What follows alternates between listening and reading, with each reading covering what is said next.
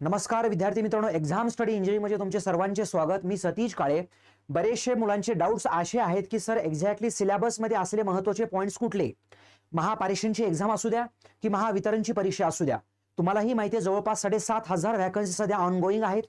अगोदरच विद्यार्थी महापरीक्षांच्या एक्झामचा अभ्यास करत होते आणि त्याच्यामध्ये आणखी अभ्यासाला आणखी जास्त कॉन्फिडन्स आणखी बूस्ट करणारं आणखी एक मोठी मेगा रिक्रुटमेंट आलेली आहे।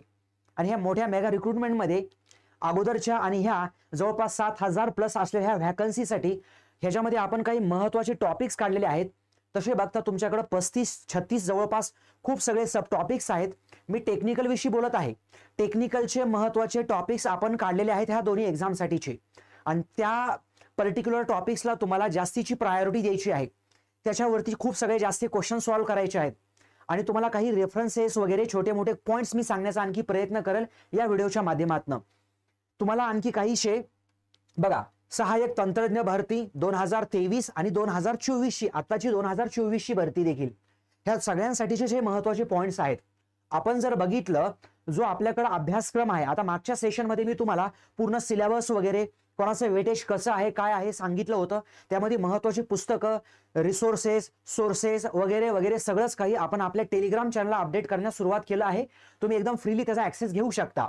बघा, ट्रेड थेअरीमध्ये मुख्यतः जर आपल्याला अभ्यासक्रम बघायचा असेल तर खालील पॉइंट्स आपल्यासाठी महत्त्वाचे आहेत।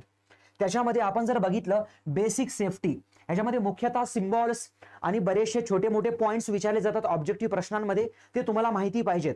आपल्या इलेक्ट्रिकल आणि वायरमन मध्ये असलेले, इंडस्ट्रीमध्ये असलेले येणारे, तुमच्या संपर्कात येणारे सारखे नेहमीचे हे सिम्बॉल्स तुम्हाला माहिती पाहिजेत। जशाच तसे आपल्या ह्या नेहमी क्वेश्चन्स बँक्स मध्ये तुम्हाला अभ्यास करायचे आहेत। त्यामध्ये मग बेसिक इलेक्ट्रिकल्स मध्ये काय सिलेबस आहे आपण ऑनगोईंग आपल्या ह्या सेशन्स मध्ये पुढे पुढे सांगणारच आहोत। बेसिक इलेक्ट्रिकल्स, नंतर हे डीसी सर्किट, ओके, इलेक्ट्रिशियनची साधने म्हणजे टूल्स ऑफ इलेक्ट्रिशियन, याचा अभ्यास तुम्हाला करायचा आहे, महत्त्वाचा आहे दोन्ही एक्झामसाठी। महापारेषण असू द्या की महावितरण असू द्या, दोघांसाठी सुद्धा आपल्याला हे महत्त्वाचं आहे। ITI भरतीसाठी अत्यंत इम्पॉर्टंट पॉइंट्स आपण सॉर्ट आउट केले आहेत। नंतर आहे इलेक्ट्रिकल वायरिंग, ओके, नंतर असतं अर्थिंग, त्याच टाईपमध्ये सेल्स अँड बॅटरीज, त्याच टाईपमध्ये डोमेस्टिक अप्लायन्सेस जे आपल्या सिलेबसला मेन्शन केले आहेत। काही स्टँडर्ड रेफरन्स बुक्सच्या PDFs किंवा मार्केटमधनं सुद्धा तुम्ही अभ्यासाला सुरुवात केल्यानंतर तुम्हाला सेल्स आणि डोमेस्टिक अप्लायन्सेसमध्ये सेल्स अँड बॅटरीच्या अंतर्गत जो सिलेबस दिसतो ना, तो तंतोतंत करायचा आहे। अशा काही रेफरन्स बुक्सची यादी देखील आपण आपल्या टेलिग्रामवरती अपडेट करूया लवकरच। याच्यामध्ये इल्युमिनेशन असेल, त्याच टाईपमध्ये IE रूल्स असतील, IE रूल्स वरती बरेचसे क्वेश्चन्स तुम्हाला नेहमी क्वेश्चन्स बँक्स मध्ये दिसतील। त्याच टाईपमध्ये इलेक्ट्रिकल मेजरिंग इन्स्ट्रुमेंट्स, जसे की सेंट्रलच्या रेल्वेच्या एक्झाम्स मध्ये याच्यावरती मागच्या वेळेस काही चांगले लेवलचे क्वेश्चन्स टार्गेट झाले होते। केबल्स ॲज युजल हे आहेच। हिटिंग आणि वेल्डिंग याच्या विषयक आणखीशी माहिती असलेले बरेचसे कॉन्टेंट्स तुम्हाला बघायचे आहेत। त्याच टाईपमध्ये जसं बेसिक इलेक्ट्रिकल्स आहे तसंच बेसिक इलेक्ट्रॉनिक्स मध्ये सुद्धा महत्त्वाचे पॅरामीटर स्टडी करायचे आहेत। अॅनालॉग इलेक्ट्रॉनिक्स असेल, त्याच्यामध्ये अॅनालॉग डिव्हाइसेस असतील, त्याच टाईपमध्ये डिजिटल इलेक्ट्रॉनिक्स असेल, डिजिटल डिव्हाइसेस असतील, त्याचं फंक्शनिंग असेल, बेसिक रूल्स असतील, हे तुम्हाला स्टडी करायचे आहेत। ट्रान्सफॉर्मर, ऍक्च्युली महावितरण कामच हे करतं, step up transformer, step down transformer, आपल्या घरांच्या जवळ असलेले ट्रान्सफॉर्मर्स आणि कशा प्रकारे इलेक्ट्रिसिटीचं डिस्ट्रीब्युशन होतं, त्यालाच तर आपण महावितरणमध्ये अभ्यासत असतो। आय मीन ह्या रिक्रुटमेंटमध्ये अभ्यासाचं आहे आणि तेच तर काम आहे महावितरणचं। MSCB तुम्हाला माहिती असेल एक मोठी शाखा, त्याच्यामधनं ह्या वेगवेगळ्या झालेल्या ह्या 3 मोठ्या मोठ्या कंपन्या, आणि त्याच्यामध्ये महावितरण की ज्याचा आपण आता ज्या एक्झाम विषयी आपण प्रिपरेशन करणार आहोत। जसं आपण AC जनरेटर बघितलं तसं DC जनरेटर, आणि त्याच टाईपमध्ये त्याच्यावरती DC डायरेक्ट करंटवरती असलेले ऍप्लिकेशन्स मध्ये DC मोटर, अल्टरनेटर असणार, सिंक्रोनस मोटर असेल एक महत्वाची, त्याच टाईपमध्ये इंडक्शन मोटार, पॉवर जनरेशन तुम्हाला माहिती असेल हे महाजनकोमध्ये मागे व्हॅकन्सी आल्या होत्या। पॉवर जनरेशन ज्या ठिकाणी पॉवर तयार केली जाते, डिस्ट्रीब्यूट केली जाते। त्याच टाईपमध्ये पुढे आहे आपले हे विजेचे वहन आणि वितरण, त्याला आपण काय म्हणतो, transmission and distribution. Power generation म्हणजे वीज निर्मिती, इंडक्शन मोटार, सिंक्रोनस मोटार, हे तर मराठीत नावं घेण्यापेक्षा आपण बेटर इंग्लिशमध्ये स्टडी करूया।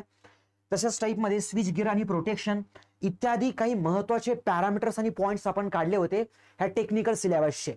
याला एक चांगलं महत्त्वाचं वेटेज असणार आहे। मात्र नंतर आहे रिझनिंग आणि नंतर आहे ऍप्टिट्यूड। आता रिझनिंग मध्ये जर बघितलं तर कंपल्सरी तुम्हाला याच्यावरती क्वेश्चन्स दिसतील। IBPS एक्झाम कंडक्ट करणार आहे, IBPS करणार आहे तर IBPS ची लेवल दिवसेंदिवस वाढत चाललेली आहे. तुम्हाला सिंपल मीडियम करायचेच आहेत, पण थोडेसे ट्रिकी आणि लेंदी प्रश्नांची देखील प्रॅक्टिस करायची आहे, कारण कॉम्पिटिशन खूप सगळी आहे. मात्र ह्याला वयोमर्यादा असल्यामुळं, तुमच्यासाठी काहींच्या 27 वर्षाच्या अलीकडेच असल्यामुळं आणि प्लस काही रिलॅक्सेशन म्हणून लिमिटेड एज ग्रुपच असल्यामुळं तुमची थोडीशी कॉम्पिटिशन याची कमी होणार आहे. व्हॅकन्सीज खूप जास्तीच्या आहेत. जे स्टुडंट्स कुठं वर्किंग असतील, मी तर म्हणेल की तुम्ही नक्कीच ह्या व्हॅकन्सीचा विचार करून अभ्यास फुल टाइम करण्यास सुरुवात करा. नक्कीच तुमच्या फायद्याची असणार आहे. नक्कीच तुम्हाला रिझल्टच्या वेळेशी गुड न्यूज देणारी आहे. इनइक्वॅलिटी असणार आहे, त्याला आपण सांकेतिक तुलना म्हणतो. ब्लड रिलेशन, नातेसंबंध आहे महत्वाचं. सिटिंग अरेंजमेंट, बैठक व्यवस्था. ऍक्च्युअली हे जे पॉईंट्स काढलेत IBPSचे फेवरेट पॉईंट्स आहेत ते एक्झामचे. प्रिव्हियस एक्झामची जर आपण अनालिसिस केली, तुम्हाला निश्चितपणे हे महत्वाचे आणि ह्याच्यावरती असलेले चांगलं वेटेज दिसणार आहे तुम्हाला.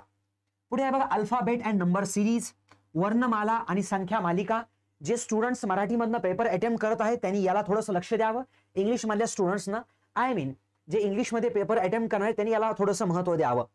सिलॉलिझम, तर्क व अनुमान याच्यावरती क्वेश्चन असतात. पझल याच्यावरती क्वेश्चन असतात. कूट प्रश्न म्हणू शकता तुम्ही याला. कोडिंग डिकोडिंग यस याच्यावरती प्रश्न आहेत. रँकिंग ऑर्डर, क्रमवारी आणि क्रम याच्यावरती देखील प्रश्न आहेत. मी तर म्हणजे ह्याच्यामध्ये सुरुवातीचे हे 7 ते 8 पॉईंट जरा जास्तच महत्वाचे आहेत.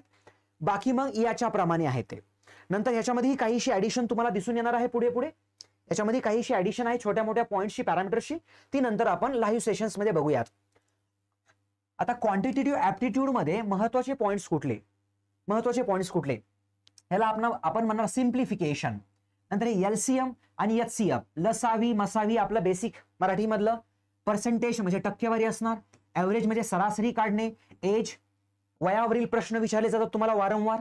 गुणोत्तर व प्रमाण याच्यावरती प्रश्न असणार. मिक्सचर एलिगेशन वरती प्रश्न असणार, म्हणजे मिश्रण आणि जोडणी आपण म्हणतो मराठीत. क्वाड्रॅटिक इक्वेशन्स, इथनं थोडेसे प्रश्नांची थोडीशी लेवल सिंपल पण बनायला लागते बघा. जसं की वेळ, वेग, अंतर, त्यालाच आपण टाइम डिस्टन्स स्पीड म्हणतो. यावरतीही प्रश्न दिसतील तुम्हाला. टाइम अँड वर्क याच्यावरती प्रश्न दिसतील. आता क्वांटिटेटिव्ह ऍप्टिट्यूड IBPSचं तुम्ही जर बघितलं स्पेसिफिकली काही मागच्या परीक्षांमध्ये, तर तुम्हाला मुख्यतः सिम्प्लिफिकेशन आहे, सरासरी आहे, लसावी मसावी असणार आहे, वयावरील प्रश्न, एक 5 ते 6 पॉईंट्स याच्यामध्ये सुद्धा जास्त महत्वाचे आहेत. ओके, हा झाला आपला कुठला non टेक्निकलचा part.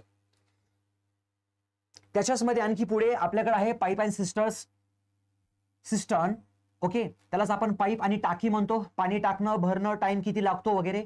Boat and stream असणार, म्हणजे बोट आणि प्रवाह. प्रॉफिट आणि लॉस, नफा व तोटा. त्याच टाईप मध्ये SICN, आपण सरळ व्याज, चक्रवाढ व्याज म्हणजे सिंपल इंटरेस्ट, कंपाऊंड इंटरेस्ट.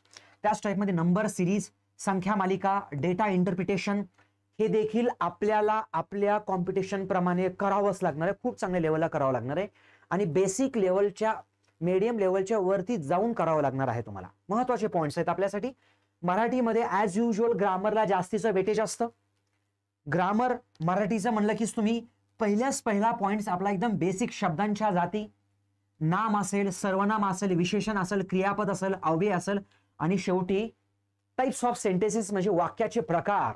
याच्यावरती क्वेश्चन्स तुम्हाला मोस्टली दिसतील. हा महत्वाचा सिलेबस आहे येणाऱ्या एक्झामसाठी. तुम्हाला खूप खूप शुभेच्छा. तुम्हाला खूप सगळं फ्री कॉन्टेंट. तुम्हाला जर कोर्सेस बघायचे असतील, ऍक्सेस करायचे असतील, एक्झाम स्टडी ॲपला तुम्ही डाउनलोड करू शकता. मात्र तुम्ही निश्चितपणे आपल्या या टेलिग्राम चॅनलला जॉईन करू शकता. याच्यावरती खूप सगळ्या PDFs इथून पुढे अपडेट केल्या जातील. तुम्हाला जर वाटलं काही कोर्सेसची मदत घ्यायची सर आम्हाला, लाईव्ह कोर्सेस अटेंड करायचे, तर रेकॉर्डेड कोर्सेस आपले प्रिव्हियस ITIचे आहेत, त्यांच्यावरती देखील हेवी डिस्काउंट देऊन तुम्हाला ते अवेलेबल करण्यात येतील. आणि नवीन तुम्हाला जर लाईव्ह बॅचेस जॉईन करायचे असतील त्या देखील तुम्ही करू शकता. डेमो सेशन्स बघूनच करा. जवळपास 6 ते 7 फॅकल्टीज आहेत, सगळे एक्सपिरियन्स्ड आहेत. ITIतील तुम्हाला ITI ट्रेडला ज्या फॅकल्टीजनं खूप जास्त वर्षांपासून शिकवलेलं आहे ते देखील आपण फॅकल्टी इंट्रोड्यूस केलेले आहेत. सो तुम्ही डेमो सेशन्स यूट्यूबवरती अटेंड करू शकता. आपल्या ह्या चॅनलला सबस्क्राईब करू शकता, टेलिग्रामला जॉईन करू शकता. आणखी काही तुमचे पर्सनल डाऊट्स असतील तर लाईव्ह सेशन्समध्ये ते डाऊट देखील तुम्ही विचारू शकता. कोर्स जॉईन करा की न करा, मात्र अभ्यास खूप चांगला करा. तुमचं सिलेक्शन होऊ द्या. And best wishes for your exams and for your study. धन्यवाद.